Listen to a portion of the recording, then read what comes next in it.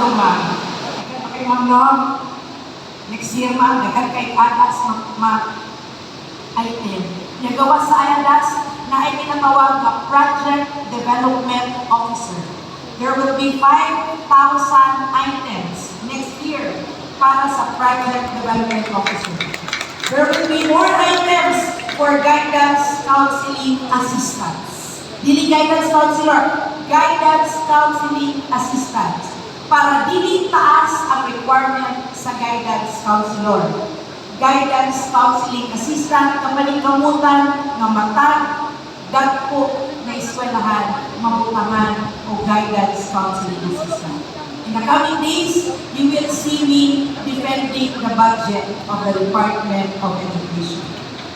Ang DepEd ang ay pinakataas na budget karon sa atuang nasod.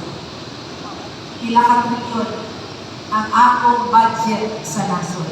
So I hope, kung dili mo malipay ang katawhan sa flood control, nga mapuiti kasukan na sa tanan.